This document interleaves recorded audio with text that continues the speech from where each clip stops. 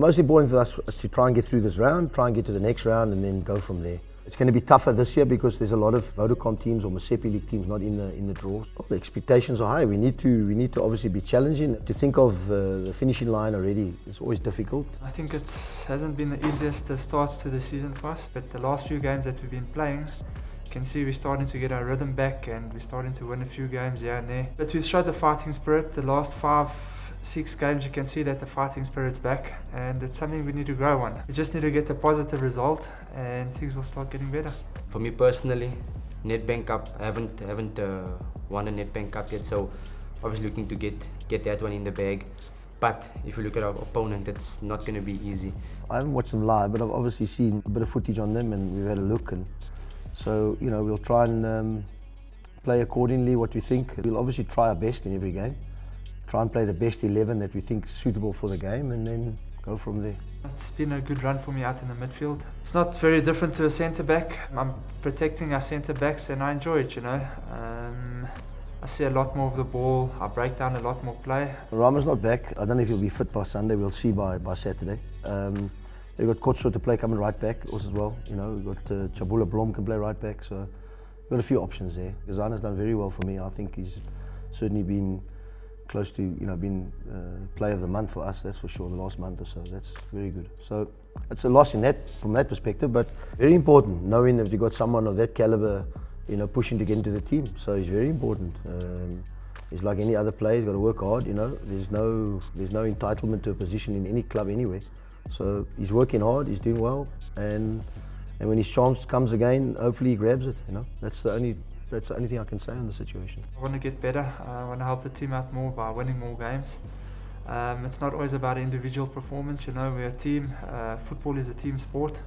And I think once we start playing better as a team, defending as a team, attacking as a team, things will start getting better for us, Reeve, I pretty much converted him from a midfield player into a fullback. He's a versatile player. He can play high up the pitch, he can play in midfield.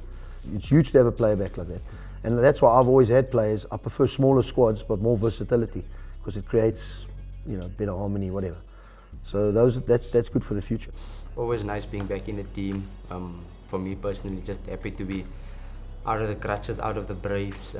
Back on the field, training and things. So personally feeling very good. It wasn't nice sitting on the side. Since I've been back here, he's been injured. He played 1 game, 2 games, and then he got injured with a bad knee, and he's been out for 2-3 months. So he hasn't really played much. So, and already, the strain of playing 90 minutes the other days put a bit of strain on, so we need to be careful with him. So we'll see for the weekend. Playing with a strapped knee, it's more precaution from the physio and the doctors. The knee has been behaving itself. I haven't gotten any issues since I started training again, so that's positive. Yes, the knee looks heavily strapped, but that's just a precaution. A lot of players strap ankles, but you never see it because the boots and the socks cover those things. Same thing with the knee now, just the knee is exposed. So yeah, it's just a precautionary measure, but yeah, feeling good. I'm feeling stronger, I must say, and yeah. Whenever you play out, you don't take a risk. You take a risk obviously if you've got no one else. But I believe in the squad we've got. If you look at the last couple of games, what's coming ahead. A lot of the teams in the first division, the way they play, a lot of movement, a lot of interchanging of positions, a lot of running off the ball, those type of things, a lot of third man movements. So, if your structure's not right and you don't make your chances count, I think, Chiefs, it's understandable, they'll certainly raise their game. Got to take our chances and obviously, and then try and control the tempo of the game. I think controlling the tempo of the game is important for when you play these teams. You're just going to come out running like nobody's business. There's always you play against a team from a higher division. You want to show them that, hey, you're in the lower league, we are just as good as what you can be, or we can be just as good as what you are. So they're obviously going to come and prove a point and going to come out in here and do their best. It's playing against Chiefs also, so who doesn't want to do their best against a club like this? They play with much more intensity and the pace of the game is helter-skelter there. So I don't think a lot of the Premier League teams are used to those type of games.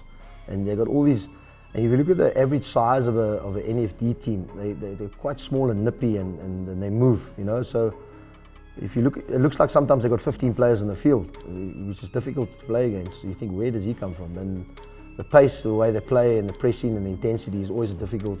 And it's like that if you look all around the world. England, the first division teams, they play certainly in a higher intensity. So that's something we need to be aware of, and that's certainly the difference in the leagues. For them, it's like a dream come true, you know.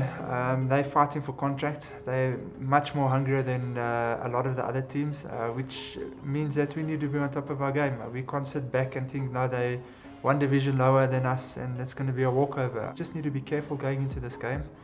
And I think that it's going to be a good game. We just need to be on top of it and make sure that we take our chances.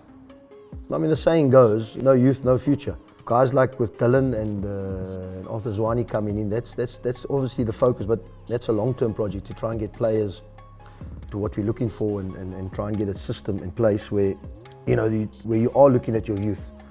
And sometimes, like our situation, when you're forced to do it, you discover things that was right in front of you that you never even realized you had. There's a lot of improvement still to be done in these players, but with young players, there's always improvement.